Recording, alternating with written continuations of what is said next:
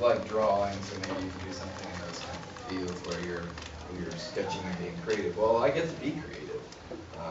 It's more than just plugging on a computer and writing a code. It's more than just solving equations. I solve very few equations, to be honest. And actually, math is not my strong suit. But we do those kinds of things, but it's much more than that. It's solving problems. It's being creative in how you solve those problems. It's trying to fit your little discipline onto an airplane. An airplane is a compromise of all these things. The guy who's in charge of mass wants it to weigh as little as possible. The guy who wants it to be invisible to radar is going to put all this stuff on it that makes it super heavy. And then the guy who wants it to loiter around for 48 hours is just trying to put all kinds of fuel in it, but that makes it heavy too, and I'm trying to get my stuff on it. And everybody else is trying to get their stuff on it. Soon you end up with this thing that can never fly unless you put 1,000 engines in. So the program manager's job is to make sure that doesn't happen. And I've only been working for about 6 years, and I'm in charge of a couple projects, but nothing quite that big.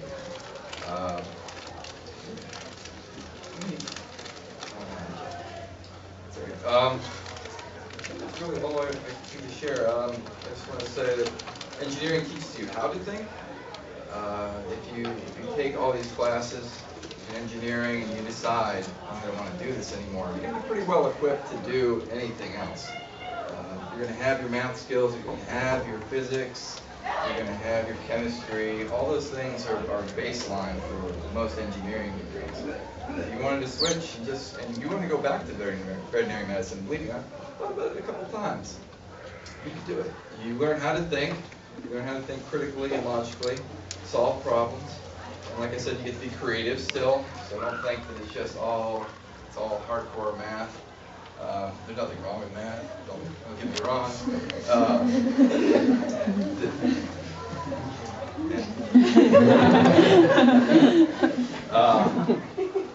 But math is part of the key that gets you to the solutions. Obviously, you can't do engineering without taking math classes.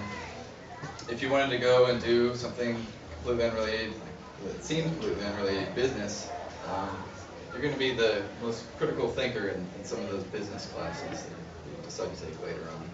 So I encourage you to take engineering classes if you're at all interested in solving problems, in being creative, in getting involved in the secret world of government programs, all those kinds of things.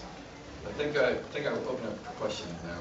So does being engineering, does that usually require you to have an advanced degree? You can't just be an engineer with a bachelor's degree? No, actually, most of our engineers, younger engineers now hire in with a bachelor's degree. They've taken their 4 years of mechanic. We have a lot of mechanicals. We have a lot of electrical engineers. We have some computer scientists. We have some physics majors. We have chemical engineers. Airplanes got fuel. You gotta have a chemical engineer for that. We have a lot of those, and then what people decide is, I know some stuff, I can do my job, I would like to get better at my job. And the company will pay for a large portion of returning to grad school or going to get a PhD. I don't think it's in the cards for me to get my PhD, I'm just too busy right now.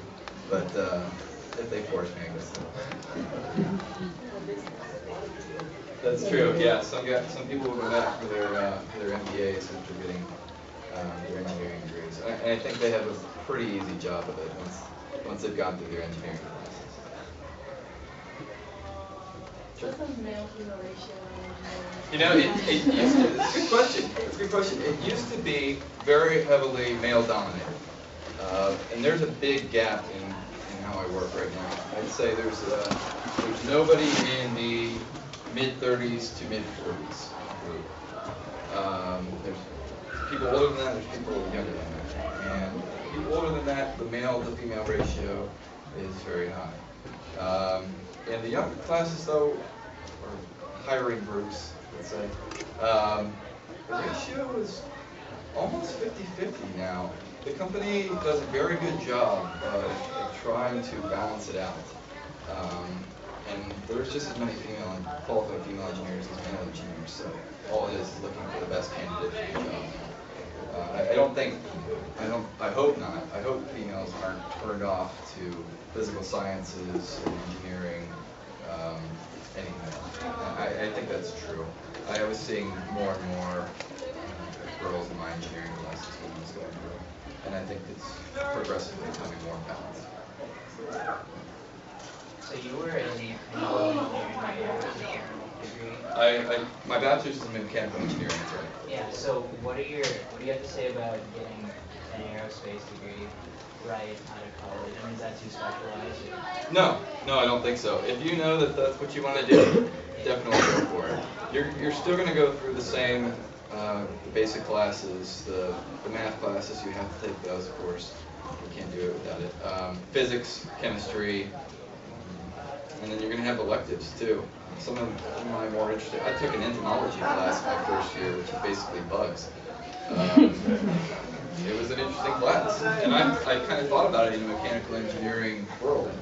There are certain things that insects do very, very well that we can replicate in the mechanical world.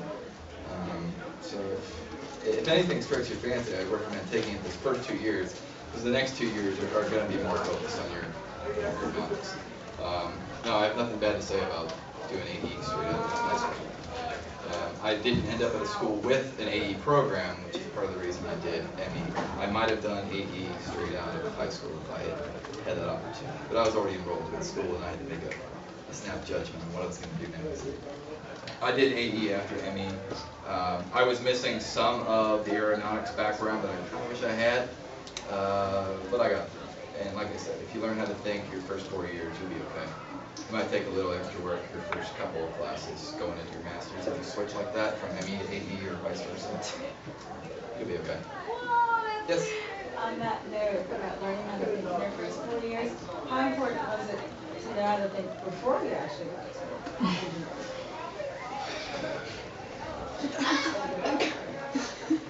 I had a school that was very strong in language.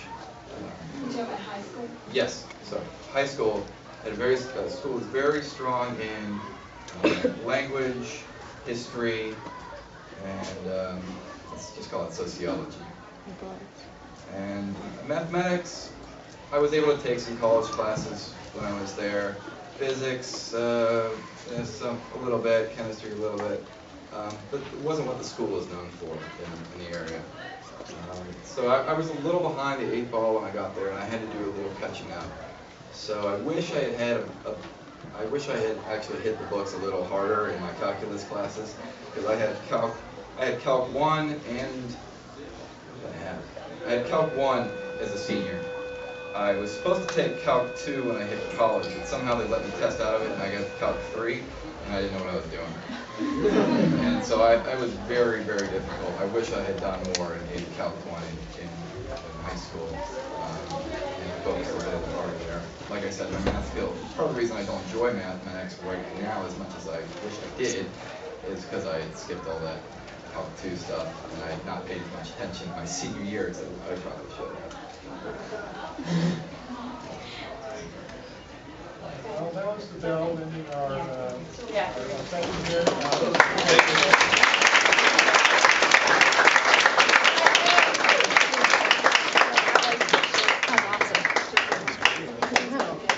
This is great.